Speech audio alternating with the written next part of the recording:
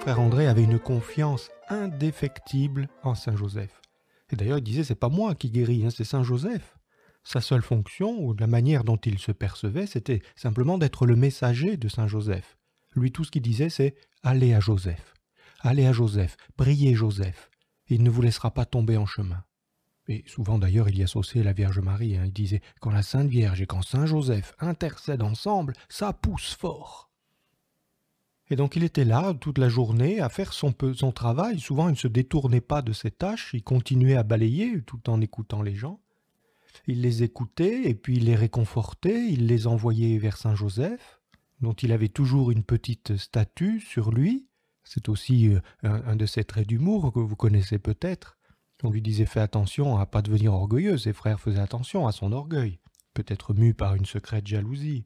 Et alors il sortait sa petite statue, il disait « vous inquiétez pas, j'ai Saint Joseph dans la poche ». Et puis il avait cette pratique de l'huile de Saint Joseph, dont il frictionnait les membres ou les plaies des personnes qui lui étaient amenées. Cette huile a été suspectée de magie, de superstition. Mais lui, il répondait clairement, il disait « mais non, c'est pas l'huile qui est importante, c'est la foi.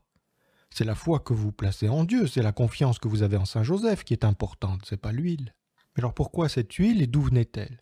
Vous le savez, c'est l'huile d'une lampe qui brûle devant Saint Joseph, qui est récoltée et qui est ainsi proposée pour l'application sur les malades. Or, cette tradition, Frère André ne l'a pas inventée, elle vient de France, particulièrement de Tours. Un missionnaire qui était arrivé le visiter, fait visiter Frère André, il venait du Mans, il arrivait à Montréal, et il lui a raconté qu'à Tours, il y avait une dévotion à la Sainte Face de Jésus, devant laquelle on avait placé une lampe qui brûle, une lampe à huile d'olive. On récoltait l'huile qui avait brûlé toute la journée devant la Sainte Face pour en faire des onctions pour les malades. Et des guérisons étaient obtenues. Et cette image de la foi populaire a frappé Frère André, et il va adapter cette tradition avec une lampe à huile placée cette fois devant la statue de Saint Joseph. Et si vous êtes venu chez nous, à Saint-Joseph de Montrouge, vous savez que nous avons repris aussi cette tradition et qu'il y a une lampe à l'huile et que nous distribuons l'huile de Saint-Joseph, l'huile qui a brûlé devant Saint-Joseph. Il suffit de la demander. Alors, est-ce que ces guérisons sont automatiques? Est-ce que cette méthode, entre guillemets, est éprouvée? Puisqu'il s'agit d'une histoire de foi, ça ne peut pas être automatique et il y a de nombreux échecs.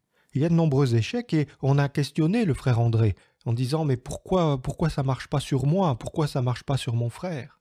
Et frère André répondait « il faut commencer par soigner l'âme. Vous venez pour des demandes, pour des guérisons corporelles ou psychologiques, mais avez-vous la foi?